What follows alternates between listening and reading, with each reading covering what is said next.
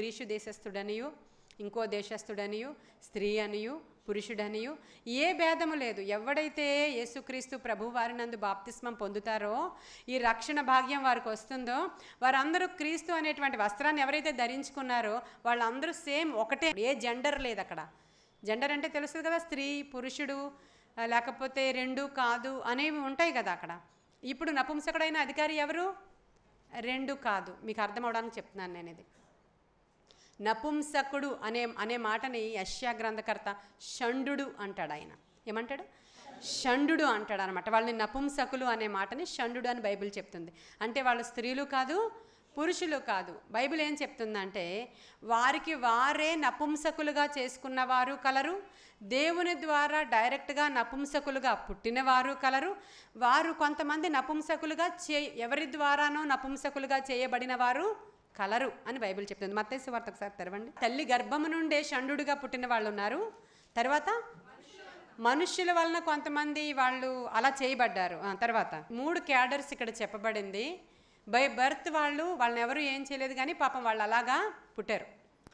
By birth వాళ్ళు సహజంగా వాళ్ళ జన్మే అలాగా, వాళ్ళు అలా ఉన్నారు, వాళ్ళు అలా పుట్టారు, వాళ్ళ షండులు. అయితే 2వ క్యాడర్ వాళ్ళు ఎవరంటే మనుష్యుల వలన నపుంసకులుగా. వీళ్ళు ఎక్కడుంటారంటే రాజు దగ్గర, రాణిల దగ్గర వాళ్ళు అపాయింట్ చేయబడుతూ ఉంటారు. శత్రు దేశం నుంచి, వేరే దేశాల నుంచి వాళ్ళని తీసుకొచ్చిన తర్వాత వాళ్ళకి సో అండ్ సో ఆ పురుషత్వానికి సంబంధించినటువంటి ఆ నర్వ్ని తీసేయడం ద్వారా వాళ్ళు నపుంసకులుగా మార్చబడతారు. ఇది ఆది నుంచి ఉంది.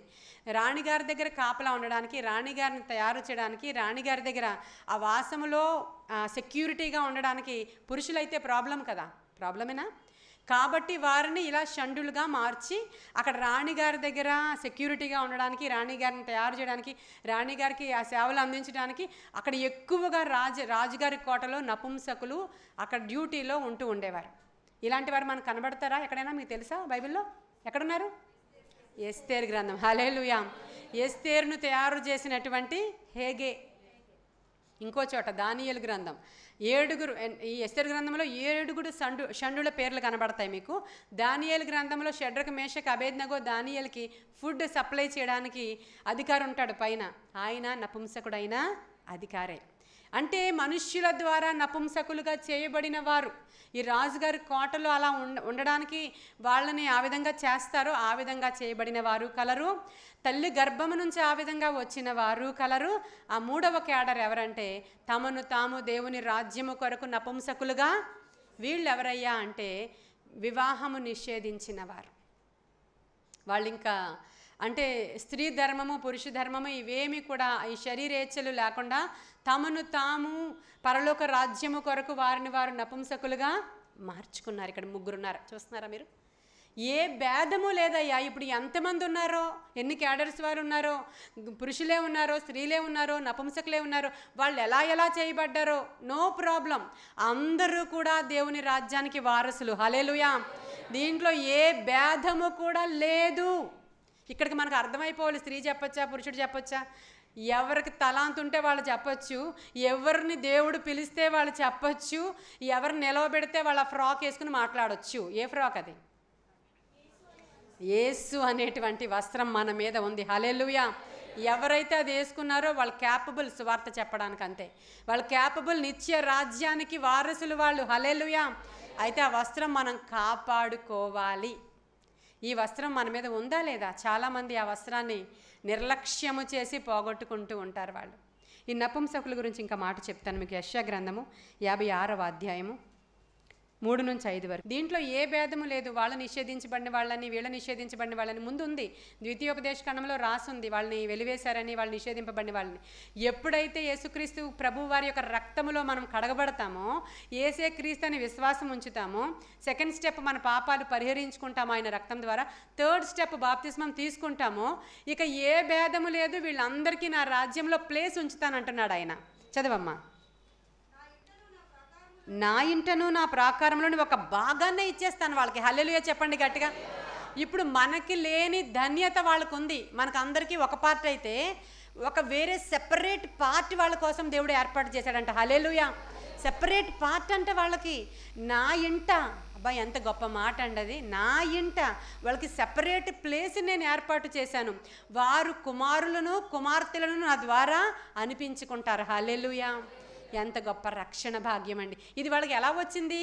రక్షణ భాగ్యము ద్వారా. రక్షించబడుట ద్వారా నీ క్యాడరే మారిపోతుంది. అర్థమవుతుందా మీకు? నువ్వు రక్షించబడుట ద్వారా నీ క్యాడర్ మారిపోతుంది. అర్థమవుతుందా అక్కడ? ఇంత గొప్ప రక్షణ నిర్లక్ష్యం నువ్వు చేస్తే, నిర్లక్ష్యంగా నడిస్తే ఎలా ఉంటుంది? కాలు విరుగుతుంది. నిర్లక్ష్యంగా డ్రైవ్ చేస్తే శరీరమే మిగులుతుంది, ఆత్మ ఉండదు ఇక్కడ. అంతేనా? అంతే కదా మరి. శరీరమే మిగులుతుంది ఇక్కడ, ఆత్మ ఉండదు. నిర్లక్ష్యంగా చదివితే ఏ ఉద్యోగము రాదు. నిర్లక్ష్యంగా తింటే కూడా గొంతు పట్టి మధ్యలో పైకి వెళ్ళిపోతాం. ఏది చిన్నది నిర్లక్ష్యంగా ఏది చేయకూడదు. నిర్లక్ష్యంగా ఏది కూడా మనం అలాంటిది. ఇంత గొప్ప రక్షణ హెబ్రీ 2లో ఇంత గొప్ప రక్షణ నిర్లక్ష్యం చేస్తే ఎలాగో తప్పించుకుంటారు మీరు? ఈ రక్షణ వస్త్రం మీ మీద ఉందా? ఒకసారి ఒక రాజుగారు ఆయన ఇంట్లో పెండ్లి విందు ఏర్పాటు చేశాడంట. ఏర్పాటు చేసి సో అండ్ సో పెద్ద పెద్ద పీపుల్ అందరి దగ్గరికి, అక్కడ జమీందార్ గారు ఉన్నారు కదా వాళ్ళ దగ్గరికి, ఇక్కడ భూస్వామి ఉన్నాడు కదా వాళ్ళ దగ్గరికి, అక్కడ మోతుబరు ఉన్నాడు కదా వాళ్ళ దగ్గరికి, ఆ ఊరిలో గ్రామ పెద్ద ఉన్నాడు కదా వాళ్ళ దగ్గరికి, ఈ ఊరిలో అక్కడ గ్రామ పంచాయతీ దగ్గర నడిపిస్తాడు కదా ఆయన దగ్గరికి, ఇలా కొన్ని లిస్ట్ ఇచ్చి వీళ్ళందరినీ ఇన్వైట్ చేశాడంట ఆయన ఇంటికి భోజనానికి. అప్పుడు పిలవడానికి వెళ్ళారు రాజుగారి దగ్గర నుంచి భటులు.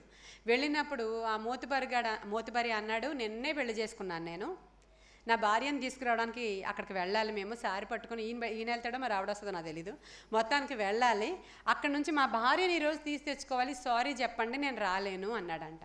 అప్పుడు ఇంకొక భూస్వామి దగ్గరికి వెళ్ళారు వాళ్ళు. ఆ ఊరు వెళ్ళినప్పుడు ఆయన అన్నాడు, సారీ నేను ఎద్దులను కొన్నాను, నేను పొలము కొన్నాను, ఈరోజే రిజిస్ట్రేషను, అక్కడికి వెళ్ళాలి అన్నాడంట. ఇంకొక ఆయన దగ్గరికి వెళ్తే సారీ ముందు చెప్పాల్సింది, నాకు చాలా చాలా చాలా పనులు ఉన్నాయి, ఆ పనులన్నీ చేసుకోవడానికి రేపటి దినాన్ని నేను రాలేకపోతాను, ముందుగానే అక్కడ అపాయింట్మెంట్ ఇచ్చేసాను, నేను రాలేను అన్నాడంట. అలా ఈ బ్యాచ్ అంతా ఎవరికైతే రాజుగారు కబురు పంపించారో గొప్ప విందులో పార్టిసిపేట్ చేయడానికి, రాజ భోజనం తినడానికి, వాళ్ళందరూ రిజెక్ట్ చేస్తే వచ్చి సేవకులు చెప్పారంట, అయ్యా మనం అదంతా వండించడం వేస్ట్, ఎందుకంటే ఇదిగో వీళ్ళందరికీ ఇన్ని పనులు ఉన్నాయంట, ఒకడు పొలం కొన్నాడంట, ఒకడు పెళ్లి చేసుకున్నాడంట, ఒకడు భార్య వస్తుందంట, ఒకడు పొలం చూడడానికి వెళ్ళాలంట, సో వాళ్ళు ఎవరు రాలేరంట అయ్యా అని చెప్పినప్పుడు, సరే అయితే మీరేం చేస్తారంటే వీధుల్లోనికి వెళ్ళిపోండి, రాజమార్గంలోనికి వెళ్ళిపోండి. రాజమార్గం దగ్గర గోడల దగ్గర రోడ్డు మీద వెళ్ళేటువంటి బాటసారులు ఆ ఊరిలోనికి వెళ్ళినప్పుడు ఎందుకు పనికిరాని వాళ్ళు, అసలు ఎవరు దొరికితే వాళ్ళు రాజుగారు విందు దగ్గరికి రమ్మంటున్నారని చెప్పి వాళ్ళందరినీ కూడా మీరు తీసుకొచ్చేయండి. అంటే టోటల్గా మంచి ఇన్విటేషన్ వాళ్ళకి. ఆ ఇన్విటేషన్ అందరూ కూడా రాజుగారి యొక్క విందుకి వచ్చేయచ్చు. ఇక దీంట్లో రిస్ట్రిక్షన్స్ లేవు, పాస్ ఏమి ఇవ్వరు అక్కడ, అవునా? పాస్ ఏమీ లేదు అక్కడ. ఈ ఇంపార్టెంట్ డెలిగేట్స్ ఎవరికి కూడా పాస్ లేదు, ఇంకా ఎవరైనా రావచ్చు ఆ విందుకి, అనౌన్స్మెంట్ అయిపోయింది అక్కడ. అప్పుడు అందరూ విందుశాలకి చేరుకున్నారంట. చేరుకున్నప్పుడు పిలువబడిన వారు రాలేదు, వీళ్ళు ఎవరో ఆ లాస్ట్ ఆపర్చునిటీ వచ్చింది, వాళ్ళందరికీ దొరికింది ఆ ఆపర్చునిటీ, వాళ్ళందరూ లోపలికి వచ్చారు. వచ్చిన తర్వాత ఇప్పుడు అందరికీ భోజనాలు వడ్డించడానికి సిద్ధమైపోయింది. ఇప్పుడు రాజుగారు ఎంతమంది గెస్టులు వచ్చారో అని చెప్పి ఆ ఫంక్షన్ హాల్లోనికి వచ్చారంట రాజుగారు. వచ్చి అందరిని ఇలా చూస్తున్నారు ఫంక్షన్ హాల్లో. ఇలా చూస్తూ ఇలా వేలు పెట్టి చూపించి, నీ డ్రెస్ ఏది అని అడిగాడు ఆయన. ఇప్పుడు ఈ పాటలు పాడే పిల్లలందరూ యూనిఫామ్ వేసుకొచ్చారు కదా, వీళ్ళందరూ యూనిఫామ్ వేసుకు రాలేని వాళ్ళని చూసి నీ డ్రెస్ ఏమ్మా ఈరోజు నువ్వు యూనిఫామ్ వేసుకు రాలేదు అని అడిగాడు ఆయన. ఆయన ఎక్స్ప్లెనేషన్ ఏమీ లేదు ఇంకా. అప్పుడు వెంటనే ప్రభు అంటున్నాడు, ఎవడైతే పెండ్లి వస్త్రము లేకుండా పెండ్లి విందుకి అటెండ్ అయ్యాడో వాడిని లేపి బయటికి త్రోసేసి బయట చీకటి ఉన్నటువంటి ఆ చీకటి కొట్లో విసిరేయండి వాడిని. అక్కడ ఏడుపును పండ్లు కొరుకుటా ఉంటాయి, ఆ ప్లేస్లోనికి వాళ్ళు పోవాలి, ఎందుకంటే వాడి మీద ఈ వస్త్రము లేదు. మనం ఆలోచిస్తే పాపం వాళ్ళు ఎవరో రోడ్డును పోయేవారు, పిలిచారు, భోజనానికి వచ్చారు, వాడికి అంత పనిష్మెంట్ ఇచ్చాడేంటి అనిపిస్తుంది మనకి. ఆ రోడ్డును పోయేవారు నువ్వు నేనే, మన కోసం రాలేదు, నేను ఇజ్రాయేలీల కొరకు నా గొర్రెల కొరకు వచ్చాను అన్నాడు ప్రభు. అవునా? వారందరూ ప్రభువును తృణీకరించి మాకంత టైం లేదు వెళ్ళిరా అన్నారు ప్రభువుని. సో ఆ రక్షణ భాగ్యం మనకొచ్చి వీధుల్లో, వాడల్లో, పల్లెల్లో, భారతదేశంలో, ఇంకో దేశంలో ఎందుకు పనికి రాని మనకి ఆ విందుకు పిలుపు వచ్చిందండి. హల్లెలూయా. ఆ ఆపర్చునిటీ మనకు వచ్చిందండి. ఆ ఆపర్చునిటీని పట్టుకుని ఈరోజు ఆ విందుకి మనం అటెండ్ అవ్వబోతూ ఉన్నాం. నీ మీద వస్త్రము లేకుండా నువ్వు వెళ్ళలేవు. ఆఖరికి ఒక స్పేస్లోనికి వెళ్ళాలంటే ఈ డ్రెస్తో బయలుదేరి వెళ్ళిపోదామా చీరతో? అక్కడ అక్కడ అక్కడ ఎలా ఉంటుందో తెలుసా మీకు? తల కిందులుగా ఉంటాం. అక్కడ ఉంటామా? తెలుసా స్పేస్లో ఎలా ఉంటుందో? రాకెట్లో పైకి వెళితే ఎలా ఉంటుందో తెలుసా? స్పేస్లో పర్టికులర్ గార్మెంట్స్ వేరుంటాయి, అవి వేరే వేసుకోవాలి. వాళ్ళని ఏమంటారు? ఆస్ట్రోనాట్స్ అంటారు. ఆస్ట్రోనాట్స్ వాళ్ళు వేసుకునేటువంటి డ్రెస్ లేకుండా వాళ్ళు ఇక్కడ నుంచి ఆ మధ్యాకాశం దగ్గర వరకు వెళ్ళలేరు వాళ్ళు, అంతే కదా? ఎన్ని ఆకాశాలు ఉన్నాయో తెలుసా ఎవరికైనా? ఆకాశం, మహాకాశాలు. అవి దాటుకుని వెళ్ళి స్ఫటికము వంటి నది, దాన్ని దాటుకుని వెళ్ళి ఆ తర్వాత ఆవలికి వెళ్ళిన తర్వాత జీవవృక్షము, ఆవలికి వెళ్ళిన తర్వాత నీకు కనబడేది పరదేశం, పరలోకం. ఇన్ని దాటుకుని వెళ్ళాలంటే ఈ యూనిఫామ్ లేకుండా నువ్వు ఫ్లైట్లోనే ఆ పై వరకు వెళ్ళలేవు. రాకెట్లోనే ఆ స్పేస్ డ్రెస్ వేసుకోకుండా, స్పేస్ సూట్ వేసుకోకుండా నువ్వు వెళ్ళలేవు. మరి రక్షణ వస్త్రం లేకుండా ఎలా వెళ్ళిపోదాం అనుకుంటున్నావు నువ్వు? ఇలా చెప్తే మీకు అర్థమవుతుంది అనుకుంటున్నాను నేను. ఆ రక్షణ వస్త్రం లేకుండా వెళ్ళిపోగలవా నువ్వు? వెళ్ళగలమా? ఒకసారి ఆలోచన చేయండి. ఎంత గొప్ప వెలగల వస్త్రము నీ మీద ఉంది. దానిని నువ్వు మురికి పట్టించుకోవద్దు, దానికి మట్టి పట్టించుకోవద్దు, దాన్ని మైల చేసుకోవద్దు. ప్రియమైన దేవుని బిడ్డ, దానిని నిర్లక్ష్యము చేయొద్దు, అస్సలు నిర్లక్ష్యం చేయొద్దు. ఇంత గొప్ప రక్షణను నిర్లక్ష్యము చెయ్యొద్దు. మరి దేనికంటేను గొప్పదైనటువంటి భాగ్యం. ఆ రోజుల్లో కూడా రక్షకులు ఉన్నారు. ఏ రోజుల్లో? ఓల్డ్ టెస్టిమెంట్లో రక్షకులు అంటే ఎవరంటే న్యాయాధిపతులు. ఒత్నీయేలు రక్షకుడు అని రాయబడి ఉంటుంది. ఐడియా ఉంది కదా, చదువుతున్నారు కదా. రక్షకులు అంటారు వాళ్ళని. వాళ్ళు సేవియర్స్. అక్కడ వాళ్ళు ఈ మన శాంసన్ కూడా సేవియరే, న్యాయాధిపతి. వీళ్ళందరూ కూడా రక్షకులు. వారు కేవలం తన ప్రజల యొక్క ప్రాణాలని కాపాడడానికి అపాయింట్ చేయబడ్డారు. మన రక్షకుడు ప్రాణాన్ని, ఆత్మని, హల్లెలూయా, మన ప్రాణాత్మ దేహాలను కాపాడడానికి మన రక్షకుడు మన కొరకు అపాయింట్ చేయబడ్డాడు. ఆయనే ప్రభువైన క్రీస్తు. హల్లెలూయా. ఆయన ద్వారా తప్ప మరి దేని ద్వారా నీకు రక్షణ భాగ్యము కలుగదు సరికదా, పరలోక భాగ్యం కూడా నీకు లేదు. ఈ దేహాన్ని చంపేవారికి ఎవరు కూడా భయపడకండి. మన దేహాన్ని, ఆత్మను చంపేవారికి మీరు భయపడండి అని లేఖనం సెలవిస్తూ ఉంది. సువార్త చెప్తే చంపేస్తారా? భయపడొద్దు. మీ ఇంట్లోనికి వెళ్ళి నేను రక్షకుని స్వీకరించాను, నేను బాప్తిస్మం తీసుకుంటాను, నేను రక్షించబడ్డాను, నేను ఈ రోజు నుంచి యేసుక్రీస్తు ప్రభువారిని సొంత రక్షకుడిగా అంగీకరించా, పూజలు చేయనని చెప్తే చంపేస్తారా? ఓకే, చంపేని. ప్రాణాన్ని చంపేవారికి మీరు భయపడకండి. ఆ దేహాన్ని, ఆత్మను కూడా చంపేటువంటి ఆ పరిస్థితులకు మీరు భయపడండి. ఈరోజు మీరు పొందుకున్న రక్షణ భాగ్యం ఎంత గొప్పదో చెప్పాను నేను. ఈరోజు ఆ విలువ మీకు తెలిసింది. మన ఇంటి వారిని కూడా మనం రక్షించుకోవాలి. దేవుడు వాగ్దానం ఇచ్చాడు, నీకు ఖచ్చితంగా నీ భర్త రక్షించబడతాడు, ఖచ్చితంగా నీ భార్య రక్షించబడుతుంది, ఖచ్చితంగా నీ ఇంటి వారు రక్షించబడాల్సిందే. ఎందుకంటే వాగ్దానంలో అంత పవర్ ఉంది. ప్రియమైన దేవుని బిడ్డ, వాగ్దానాలు మామూలువి కాదు, అవి అధికమైన శక్తి గల వాగ్దానాలు. ఈ వాగ్దానం ఎత్తిపెట్టి ప్రార్థించండి. త్రాగుబోతు భర్తల కోసం, తిరుగుబోతు భర్తల కోసం, జోదగాండ్రైన భర్తల కోసం, ఇంట్లో రక్షించబడాల్సిన వాళ్ళ కోసం రేపటి నుంచి నీ డ్యూటీ ఇదే. కొరస్సీలకు రాసిన పత్రిక 3:12. ఇప్పుడు మన గార్మెంట్స్ ఏమేమి ఉండాలో అక్కడ రాసున్నాయి, అండర్లైన్ చేసుకోండి. మీరు ఏమేమి ధరించుకోవాలి, క్రీస్తులాగా మనం ఉండాలంటే, రక్షణ పొందిన మనకి ఏమేమి వస్త్రాలు కావాలి? చదువమ్మ గట్టిగా.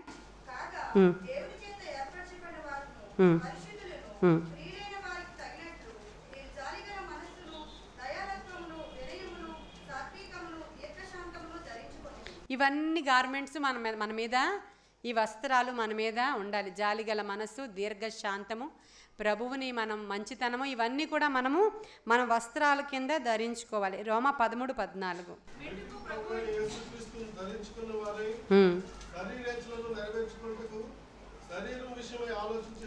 చూసారా? ఆలోచన చేసి కొనకుడి అని ఉందండి. ఎస్. ఇప్పుడు ప్రభువైన యేసుక్రీస్తుని ధరించుకొనిన వారై మనం ఏం చేయాలి? ఇక్కడ నుంచి ఈ శరీర ఇచ్చల్ని నెరవేర్చుకోవడానికి కాదు, కానీ వాటిని జయించి మనం ప్రభువుని ధరించుకునేటువంటి విషయంలో మనం చాలా జాగ్రత్తగా ఆలోచన చేసుకోవాలి. యేసుక్రీస్తును ధరించుకొనిన వారమై శరీరేచ్ఛలను విసర్జించాలి, క్రీస్తును మనం ధరించుకోవాలి. ఇప్పుడు ధరించుకోవాల్సినవి చెప్తున్నాను నేను. యోబు గ్రంథంలో 29:14, 27:6లో నీతిని వస్త్రంగా ధరించుకోవడం అనేది ఉంటుంది, రాసుకోండి. ఎఫెసీ 6:11, 12లో సర్వాంగ కవచాన్ని ధరించుకోవాలి. ఇప్పుడు ఏమేమి మన మీద వస్త్రాలు ఉండాలి, ఆ వస్త్రాలు ఎంత అందంగా ఉంటాయి, ఏ వస్త్రం మనం ధరించుకుంటే సాతానికి ఎలా కనబడతామో ఖచ్చితంగా అర్థమైపోద్ది. ఇప్పుడు మనం సర్వాంగ కవచాన్ని ధరించుకున్నాం అనుకోండి, సాతాను దగ్గరికి రాగలడా? సర్వాంగ కవచం అంటే తెలుస్తుందా? ఒక యుద్ధ వీరుడు యుద్ధానికి వెళ్ళేటప్పుడు వేసుకునేటువంటి గార్మెంట్ అది. పైన హెల్మెట్, కిందన బుల్లెట్ ప్రూఫ్ జాకెట్, కిందన ఐరన్ షూస్, ఒక చేతిలో కత్తి, ఒక చేతిలో డాల్, ఇన్ని పట్టుకుని అక్కడ నిలవబెడితే ఎవరైనా వచ్చి తొడగొడతారా? అక్కడ శాతానుగాడు ఏమైనా చేయగలడా? ఏమి చేయలేడు, వణికి చచ్చిపోతాడు వాడు. ఆ వస్త్రము నీ మీద ఉండాలి. హల్లెలూయా. సర్వాంగ కవచం ధరించుకుంటే ఏ శోధన మీ ఇంట్లోకి రాదు, ఏ సమస్య, ఏ కష్టము, ఏ ఇరుకు మీ ఇంట్లోనికి రాదు. అవన్నీ వస్తున్నాయి అంటే నువ్వు బలహీనుడిగా ఉన్నావు కాబట్టే, నువ్వు ఛాన్స్ ఇచ్చేసావు కాబట్టే, ఆల్రెడీ నువ్వు ఎంతో నీ రక్షణని నిర్లక్ష్యం చేసి తిని పడుకున్నావు కాబట్టే ఈరోజు ఇల్లు ఎలా ఉంది. అవునా కాదా? పని చేస్తూ ఉంటే, ఇల్లును శుభ్రం చేస్తూ ఉంటే ఇల్లు ఎప్పుడు బాగుంటుంది. అవన్నీ చేయలేదు కాబట్టే ఇల్లు ఈరోజు ఎంత అసమాధానంగా ఉంది, ఇన్ని గందరగోళాలు ఉన్నాయి, ఇంత డిస్టర్బెన్స్ ఉంది, ఎంత అపవాది యొక్క ఇన్ఫ్లుయెన్స్ ఉంది మీ ఇంట్లో. దానికి కారణం నీ నిర్లక్ష్యము. ఇప్పుడు ఆ నిర్లక్ష్యాన్ని విడిచిపెట్టి ఈ రక్షణ అనేటువంటి ఈ కార్యాన్ని మనము గట్టిగా పట్టుకోవడానికి అవసరమైన కృప దేవుడు మనకు అనుగ్రహించునుగాక. ఈ పరిశుద్ధ లేఖన భాగము దేవుడు మన వినికిడిలో దీవించునుగాక. ఆమేన్.